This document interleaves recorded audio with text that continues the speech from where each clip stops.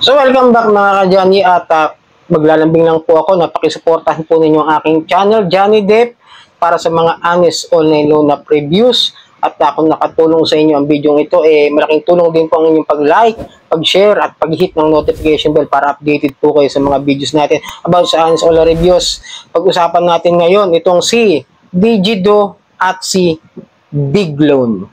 Medyo nagkakaroon ako ng something species talaga rito this past few months about this online loan app na ito. At yung isa revoke at yung isa is existing na SEC registered. Pero bago ang lahat, disclaimer, hindi po ako nanghihikayat na kayo ay mangutang sa mga online loan apps. Ako po ay sumisilip lamang po sa kung paano yung kanilang proseso ng pagpapautang at yung proseso ng kanilang paniningil.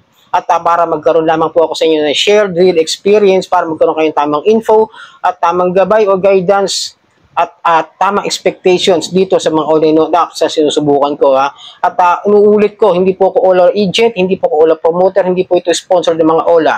I'm just doing ang honest OLA reviews para sa inyo. So, meron tayong mga nasilip about this online loan app na si Digido at si Bigloan.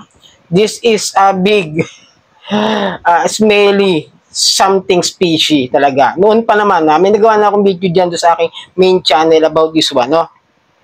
So, unahin muna natin itong si Digido na na-revoke this past few months noong May.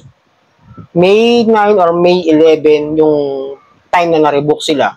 So, kung sinisingil kayo, okay lang. Nung bago sila ma-revoke. Kung kayo may utang before the revocation, ulitin ko before the revocation of the Digido, pwede po nilang singilin yon yung mga huling nakapag-apply. Pero kung ngayon, sinisingil nila kayo, na dahil nagpapautang sila after that revocation is illegally operating na po yung kanilang pagpapautang. Kasi wala po silang lisensya, revoke na po. At unfortunately, this past few days, talaga nakikita ko yung mga comments sa aking channel, bukod doon sa mga Facebook pages din ng ating mga kaibigang OLA vlogger na mga legit na OLA vlogger, sila Ate Red, sila Boss Rai, sila Mamiam, sila Pat Quinto, okay? Yung mga legit lang na mga OLA vlogger na ating sinusuportahan dahil isa lang po ang aming advocacy, ang magbigay ng mga honest OLA reviews at advices para sa mga namumroblema about the situations of this abusive online loan app. So ito, may nag-comment sa akin sa aking main channel.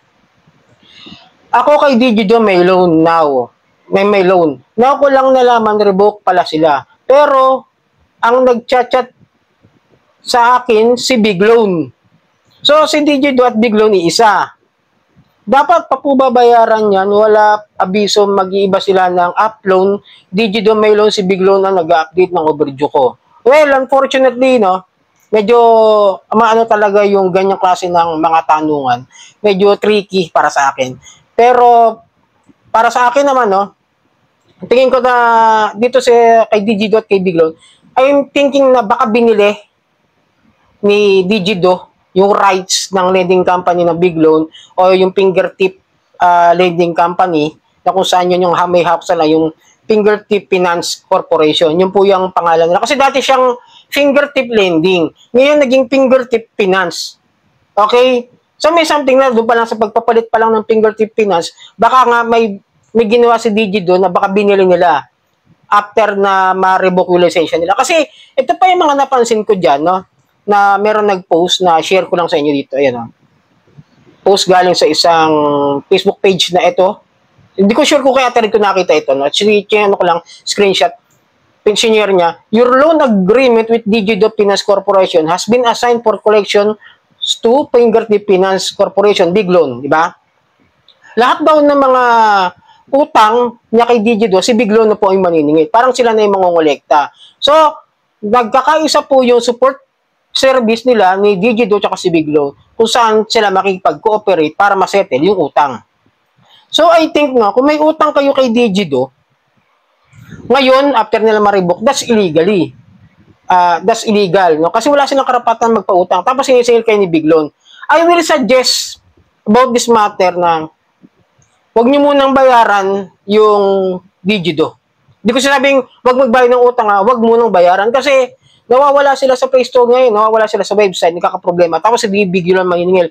Walang malinaw na abiso about that na bakit si Bigloan na maniningil. Alam ba ng SEC yan na nagiging transition nyo na si Big Loan dito kay Digido? Ganun ba yon? Parang kay Robocash through Digido. Tapos ngayon through Digido to Big Loan.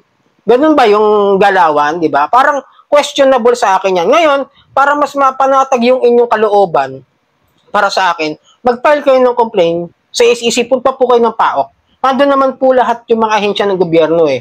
Kasi hindi natin matanong sa SEC messenger nila, something sa iMessage, hindi ko siya ma-access, hindi ko alam kung bakit. Yun yung sinasabi doon sa Senate hearing na kapag nagme-message o nag-i-email dyan sa mga ahensya ng gobyerno, wala naman sumasagot, natatambak lang yung complaint. Yun yung nangyayari. Yun yung reality doon sa SEC website nila. Tapos kapag may mga ganyan sana sa mga PAOK, may mga tao naman yata ang SEC ron, then doon tayo magtanong na mas malinaw na kasagutan para malaman natin kung ano yung dapat gawin. Kasi kung nagta-transition sila sa Big Loan, hindi natin sure kung talagang may right sila na maningil doon sa may utang sa isang loan up na si Digido na revoke. Okay? Medyo wag muna kayo magbayad. Yun lang po may advice ko. Pero hindi ko sinasabing wag magbayad ha. Magkaroon lamang po tayo ng tamang information kung sakasakali kasi nga nawawala po si Digido sa Play Store tsaka sa sa App Store tsaka nagkakaroon na rin ng problema yung kanilang mga websites. Baka masayang po kasi yung binabayaran ninyo eh. Mas mabuti pa rin na mag-file tayo ng complaint at i-reklamo natin kay SEC doon sa PAOK, sa may Pasay po, number 50 William Street. Madali pong hanapin yan. Sabihin nyo lang po na doon kayo sa EDSA bababa, tapos sakay ng jeep, papunta ron, tapos sabihin nyo lang 50 Williams. Alam na lang mga ano yan, nung ibang mga jeepney driver, may ibaba naman kayo ron. Malaking building lang po yun, tanaw-tanaw po yun sa kalsada. FB Harrison po yung street na yun. Then, mas maganda, maging kalmado muna kayo. Kasi, yes, magkakaproblema talaga kayo sa utang dito, lalaki interest, dahil nga, loan short. Okay? Loan short din siya, then, pero hanggat maaari, hayaan nyo may magpunta na lang sa bahay ninyo. Yun na lang pinaka-suggest ko. Kung may magpuntang agent, tanungin nyo kung bakit nag-ooperate si Digido, gayong revoke siya.